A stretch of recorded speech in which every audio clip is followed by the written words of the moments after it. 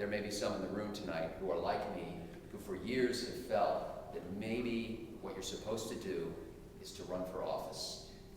And you always made enough excuses to get yourself out of it. Whether that was because you didn't want to subject yourself to that kind of scrutiny or calumny in the public square, or whether you didn't want to subject your family to it, or whether you just thought, who in the world wants to jump headlong into a sewer tank?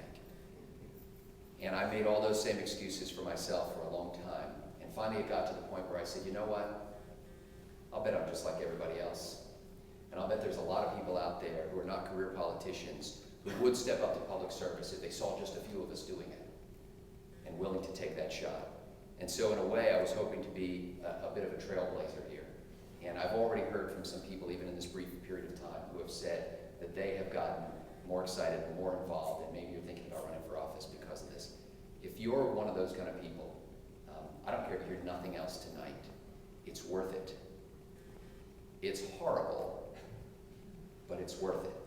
We need to take back the reins of control of our constitutional republic from the career politicians who are driven, it seems, only by ambition and this sort of utopian ideal that somehow, if we get enough of other people's money, we can change the nature of humanity. But there's never enough of people's money to change the nature of humanity. People are people. So I hope some of you will step up, even next year, and run for something, get involved in something. Even if you take a small step this year and get involved in helping to get another candidate elected, for example, I don't know, but just look for somebody that you can get elected. I've had the privilege of writing a business plan for a business journal called Pennsylvania Business Central, which I started together with the publisher, and then I became editor-in-chief.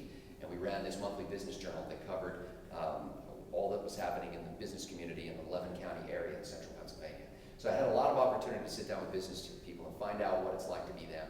And I was also, myself, I work in business. And I don't think that government really has a grasp on what it takes to run a business. And I think somehow government officials think that they somehow manufacture economic development, that they somehow create prosperity, when in fact it's hardworking men and women like the people in this room who run businesses and work in those businesses who really generate prosperity.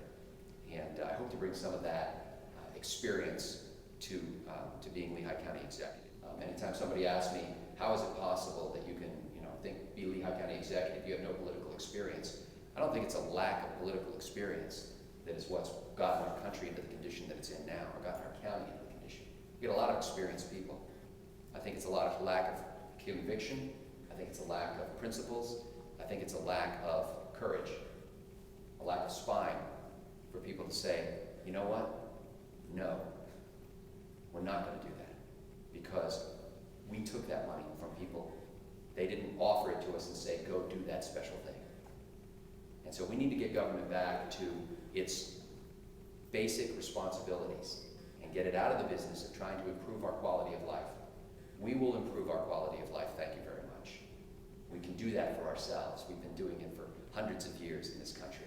Let's pretend this were not an election year.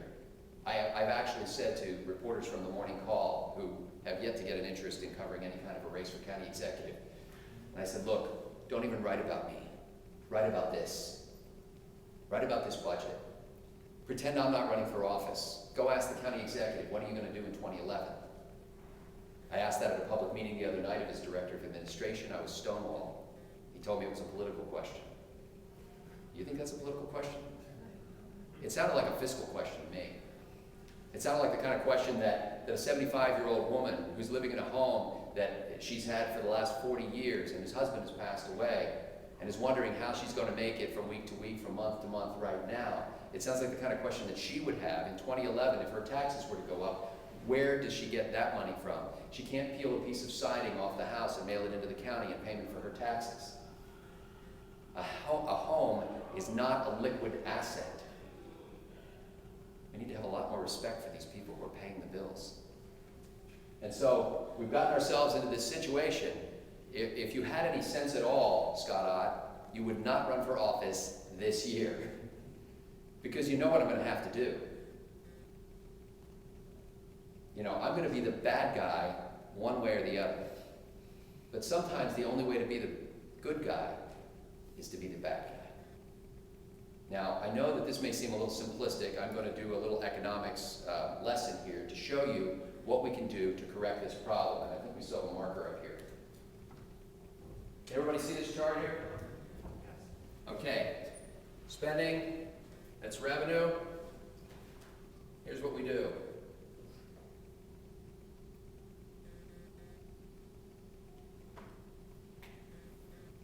Bring the spending dot down to where the revenue dot is. And you say, oh my goodness, how can you possibly do that? That's like an 18% cut. That's like what the county was spending in 2006 when Don Cunningham came in and set us on that glide path to ever-increasing expenditures. It's impossible. And in fact, you saw that the county executive took great pains to explain when he unveiled his proposal that there's no way you can cut this, because a lot of the budget is human resources, of course, that's labor, and a lot of it is on contract labor, bargaining units, and those are all off the table. In case you don't know what that means union, okay? All the union stuff is off the table. We can't even talk about that, okay? Well, Mr. Cunningham had a lot to do with increasing the number of those off-the-table positions, because when he came into office in 2006, he did a card check election, a union vote at Cedarbrook Nursing Home, and turned 439 positions into union positions overnight, despite decades of resistance by employees at Cedarbrook to unionization. And so now he has increased the percentage of employees in the county to more than 50% of those whose wages and whose positions are off the table as far as negotiations. And then he says, oh, well, there are formulas. There are formulas by which we must staff these various departments. There's nothing we can do. If this were a private corporation, would there be something you could do?